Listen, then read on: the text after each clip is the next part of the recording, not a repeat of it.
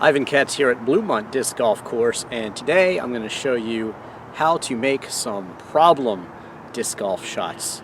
Shots that always arise in a round of disc golf, and basically how you shoot them with techniques and even a little bit of strategy too. Let's get started. Okay, here's a problem shot that happens all the time. Here's your lie, and there's the basket. It's blocked by this tree straight in front of you, and it's blocked by another tree as well, and it's uphill. So what do? Well, for this one, I would take a disc like a Buzz, one of your putters or mid-ranges that's pretty stable, and just see if you can cheat your stance this way a bit. A lot of people have a lot wider reach than I do. I'm pretty short, not a super wide wingspan either, so this is a tough shot. But what you want to do is throw with some hyzer and let the disc hopefully curve around, get you to where you're going. Got to throw it high enough, because I'm going uphill, to give it the time and the distance to curve around, and especially the height to make it to the basket. You never want to miss any lower than the lowest part of the basket. If you're landing in front of the basket, you didn't throw it hard enough. So if you miss, you want to miss from here to about here. So at least you're at the right height. Not pretty, but in. Okay, another problem shot here. The basket is not very far away. You're inside the circle, but you're behind a bush. Can't really go around. Well, you could, but that's a short distance to make the disc fade back that much. So what do? Well, in this case, you take a disc like my 86, which is a soft putter. You can throw it up high and let it sink down. 86 has actually been nicknamed the 80 sink. I'll show you why.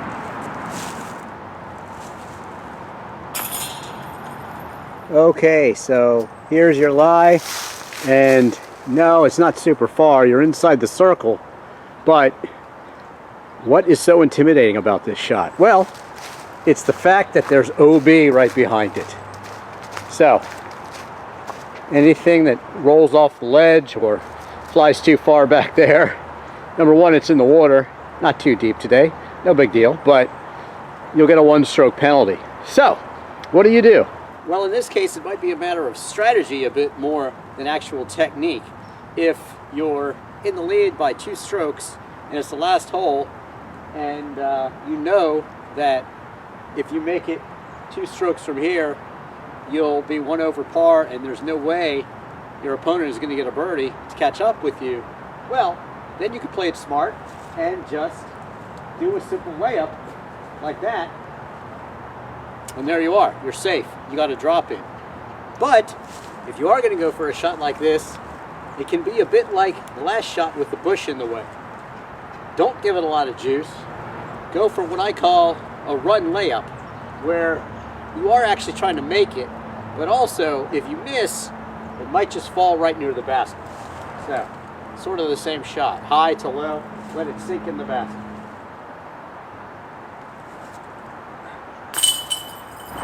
Now, a quick note about disc golf. It's a difficult sport. I'm shooting a video. I shoot lots of videos. Check them out on YouTube. Just Google disc golf and Ivan Katz. Look for them on this channel, my Drivin Ivan Katz channel. But basically, I want to show a lot of different angles, a lot of different shots. And yes, sometimes I make actual birdies. Sometimes it takes multiple shots to do this. No one's coming out here and shooting birdies all the time, or aces, or even pars all the time. Everybody gets bogeys. So play against yourself, challenge yourself. If you shoot plus 15, try to shoot plus 14 the next time. Disc golf. It's a challenging sport, just like regular golf. The whole family can play. All you need is one of these. Okay, here's your lie on this one, and it's a great drive, and you've got a possible birdie here. You're just inside the circle, but if you miss, well, odds are it's rolling down the hill, and you're going to turn a birdie attempt into a 4 or more. So what do? again, I think it's really down to strategy. You can either run it and risk turning a 2 into a 4, or you can just go ahead and lay it up nice and easy at the top of the hill. Just give it a lot of spin, but also a lot of touch. Dropped it in there. So that's one way, or you can run it. You're going to run it, again, make sure you're going to make it, or you can do my run layup shot also.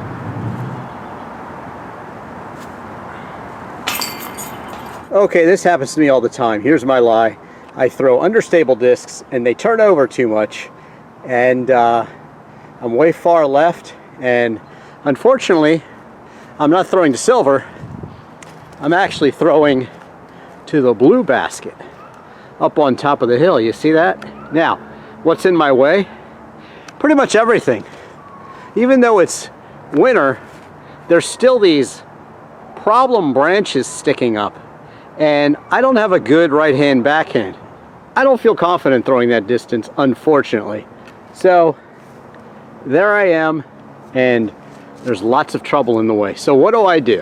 What I like to do is take an understable disc like this one and flick it, letting it stay the path, and hopefully be getting a little more turn towards the basket because it is understable. So if I throw it at an angle, it should stay on that angle. Stable to understable disc should stay, but you might have to give it a little more flick, and you might have to sell it over that way a little bit on the follow through. Follow through is important in disc golf. So let's see what I can do. I could actually run up to this one if I want, because it's outside of the circle, but I'm just going to throw it and see what I can do. I have to make sure that it gets high enough and clears all the trouble branches. So when you're throwing, get your line of sight up high. Look at a high point. You'll see the pros do this all the time. They get over a canopy with their either spike hyzer, or in this case anhyzer for me. More about spike hyzer, anhyzer in my everything you need to know about disc golf. Basically, a hyzer for a flick is down here, and anhyzer is up here. And spike just means, you know, you spike it in out of the ground, basically. So, let's see what I can do here.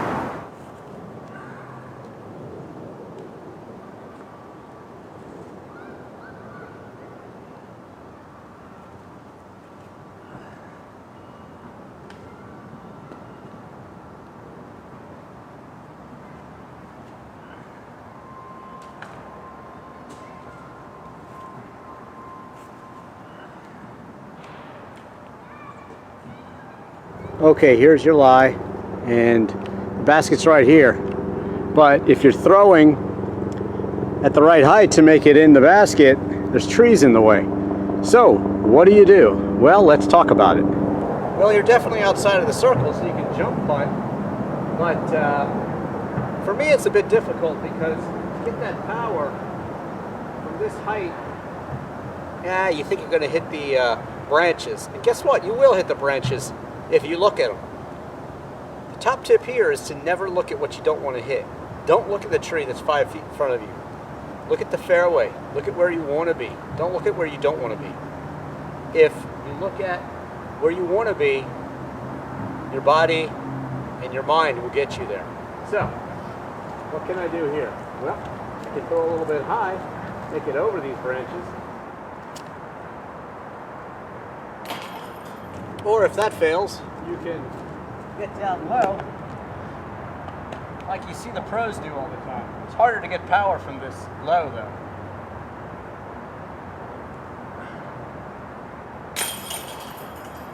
Well, thanks for watching this video. Check out all my other videos on YouTube on disc golf. Just Google any disc golf disc like the Valkyrie or perhaps the Crank SS, a couple of my favorites, and even the Hex Rakuten. I do disc golf reviews of actual discs, but mostly I do flick technique videos, and basically there's a video called Everything You Need to Know About Disc Golf, which will tell you a lot that you need to know about hyzer, understable, overstable, and that sort of thing.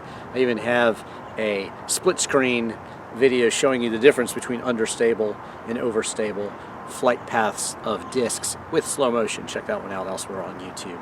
But anyway, don't forget to follow me on Twitter and Instagram also. Google Drivin Ivan in your favorite car. Check out my car videos, music videos, literal video for Chris Isaac's Wicked Game, and also my documentaries as well. And thanks for watching. I'm Ivan Katz.